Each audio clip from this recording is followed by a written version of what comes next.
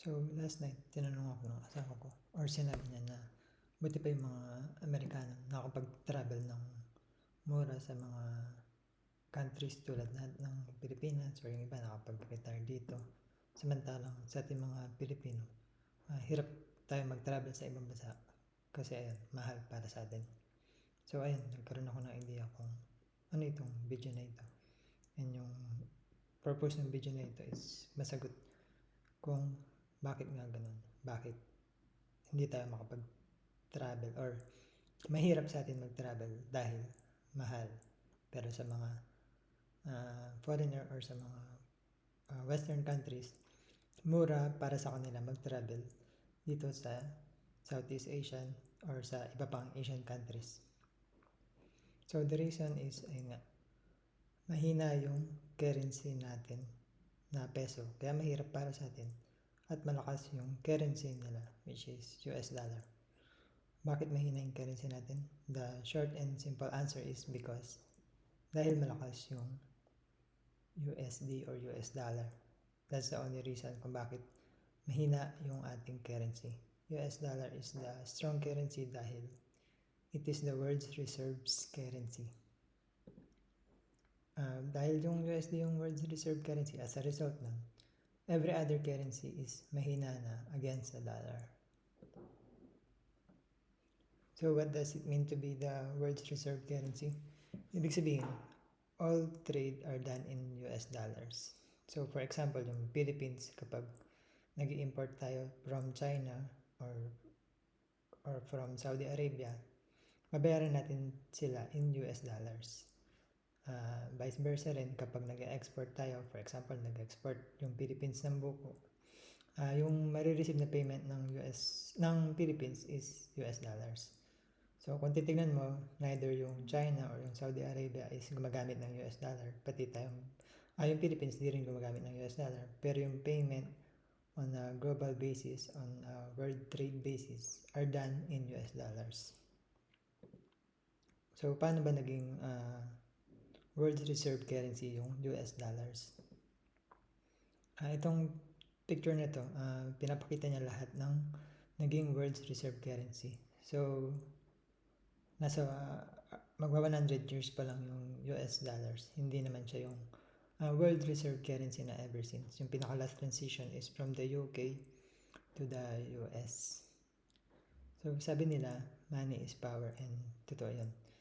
And this is not a popular view, or kapag sinearch mo sa internet bakit US dollar yung world's reserve currency, hindi nila sasabihin na because of money. Pero that's the logical explanation dahil nga dun sa sinasabing money is power. Ano ba ibig sabihin nun?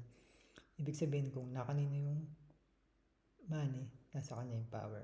And ever since gold yung money before pa tayo nag-transition doon sa fully fiat money, gold yung tinuturing na money.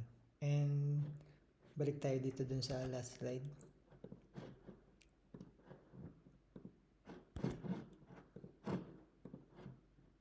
So yung transition from the UK to US, nangyari yun mula nung World War I to World War II. Bakit?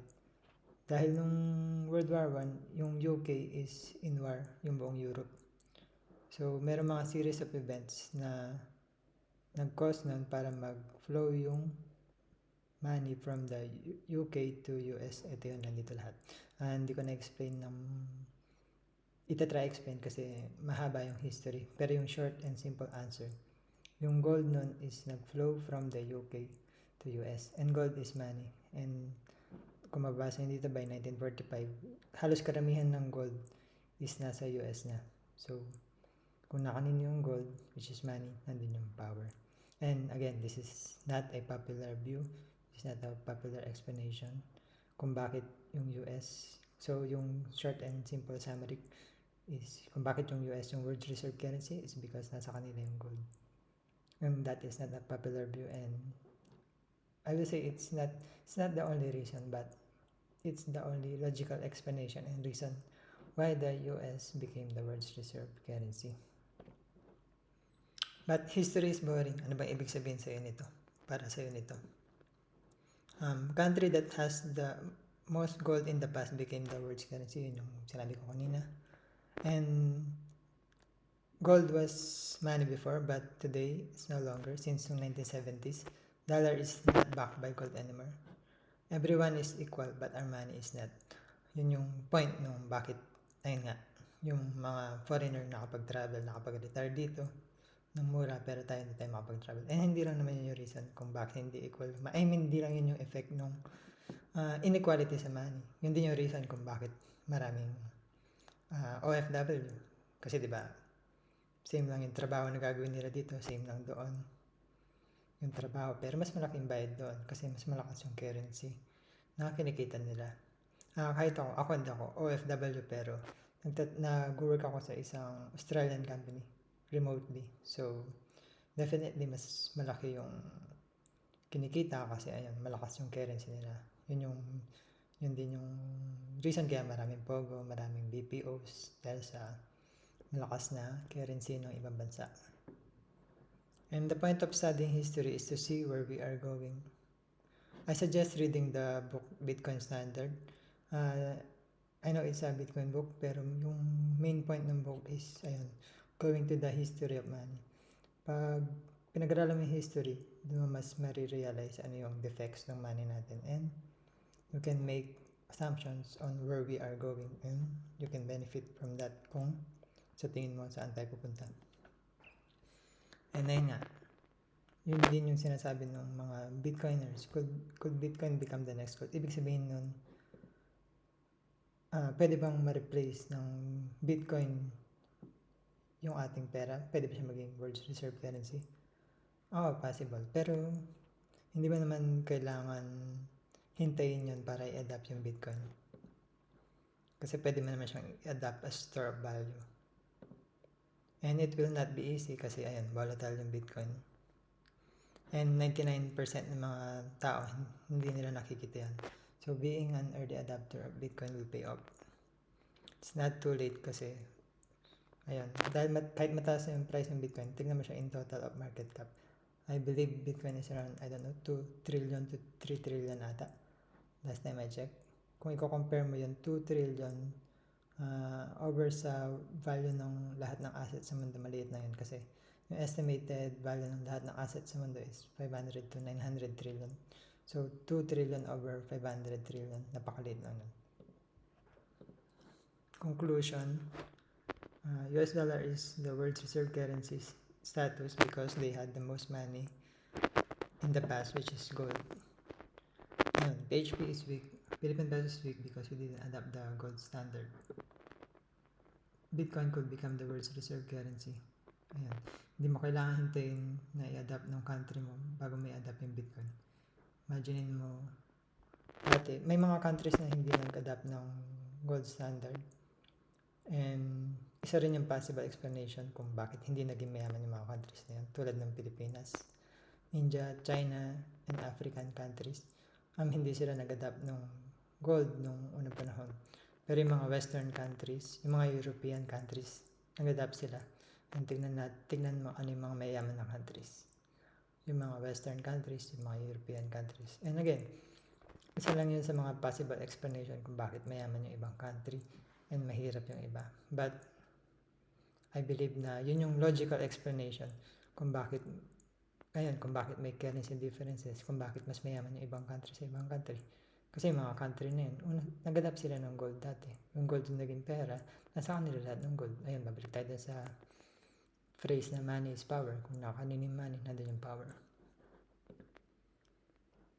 And ayun, Bitcoin fixes the defects of old money.